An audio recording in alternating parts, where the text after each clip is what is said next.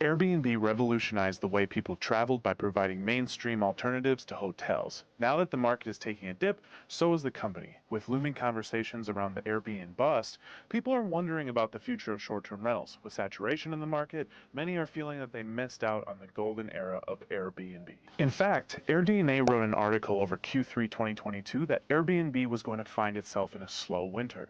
While the platform identified that demand has increased 17% and average daily rate has increased 5% year over year, occupancy has seen a 5% decrease and the supply of available listings has increased 24.6% year over year. This indicates that supply is outpacing demand, causing more hosts to see vacancy in their listings. With more supply than demand, this means that there is more hosts coming onto the platform than guests looking for places to stay. Even Vacasa, a major short-term rental management company through Airbnb, mentioned in their financials for Q3 2022 that the company is experiencing softness and variability in guest bookings, which could have a material unfavorable impact on the business. These statements are in direct opposition to the statement that came out from Airbnb's Q3 2022 shareholder letter, where they noted having their biggest and most profitable quarter ever, on top of the guest demand staying strong, while also noting a strong growth in hosts, aka the supply. So the question you should be asking yourself is, why are third parties saying they're softening in guest demand, and Airbnb is saying that demand is still strong? The truth is that demand is continuing to grow. However, in relation to supply, the demand position is weaker.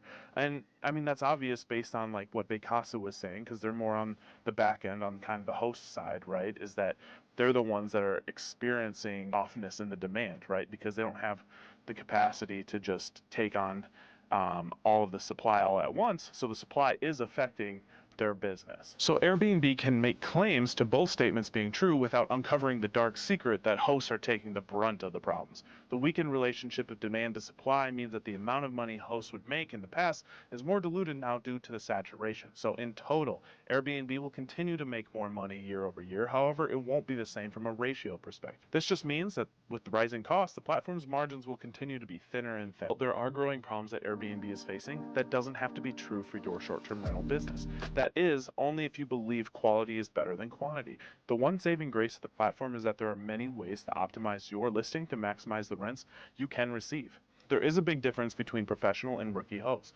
Saturation does not automatically equate to less bookings for your rentals. So I want to share a few ways that you can work towards becoming a professional host. But before I do that, I want to ask if you found value in this video. If you have, it'd be so great if you could hit the subscribe button. Now let's get into the list. Number 1. You suck at cleaning your own Airbnb, hire a professional cleaning crew to clean and turn over your unit. You can use Turnover BNB to automate this process, find a cleaner, and schedule them. Number 2, your own knowledge of a market does not trump the data when it comes to pricing your rental. So use a dynamic pricing tool like Price Labs to accurately price your unit. You can also use the minimum stay feature to incentivize longer stays, leading to greater occupancy and revenue. And the minimum stays feature is actually one that a lot of you kind of need to get behind, because there's medium-term rentals as well, right? There's short-term rentals, there's medium-term rentals, and then there's hybrids of in between, where you don't have to lose any money by deciding that your property is maybe somewhere in between, right? And so make sure that you're using all these features that are being allotted to you. Number 3, get to Superhost as fast as possible so that your listing is pushed to the top of search in your area. AirDNA says that only 14.3% of the 2.1 million hosts are actually Superhost, which means there's a pronounced difference in being a high-quality host versus everyone else. Superhost status is determined on a quarterly basis and requires the following criteria.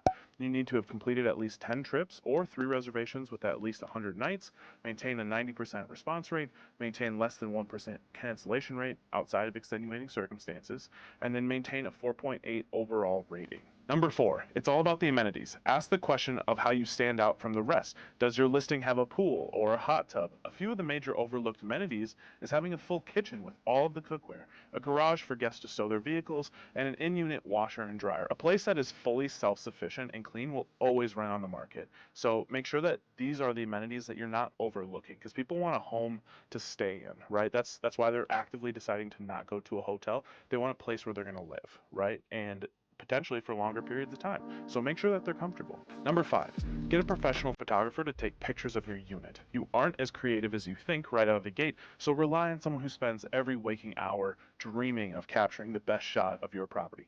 Oftentimes you can find this person through your agent, and it's not a ton of money to make happen.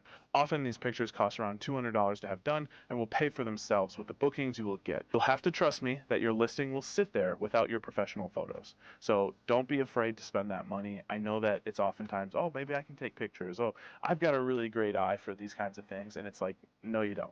Just allow the professional to take it over and allow yourself some time. Maybe you'll get better at it. Maybe you can get to that professional status, but this is all these people do, so trust in them. Number 6, direct bookings. Don't just rely on Airbnb. Build your own website. List and market your own property there, or build relationships with medical agencies or insurance agencies. You can do this by contacting HR in hospitals or asking for relocation specialists at the insurance agency. This can be very profitable as an option. I mean, you should always be leveraging your network. And these people are all in your network. They all have business that they can give to you, right? It's just a more manual approach. Airbnb in the past was nice because they would just give you all the business. But now, I mean, especially being in a recession, you kind of want to take matters into your own hands. You want to start reaching out to these people. Hopefully this video has given you some better perspective over the Airbnbust controversy and what you can do to protect your investment. As I've noted, there's many factors you can control about your listing booked, so don't use the hype as a reason to fail. Too often we look for reasons why something won't work instead of asking the question, how can it work? So make sure you are always looking for solutions in the difficult situations. Anyway, that's it for today. Please leave a comment down below. Share your thoughts on the Airbnb bust. What do you make of the data? What are you seeing in the market? I want to know your thoughts.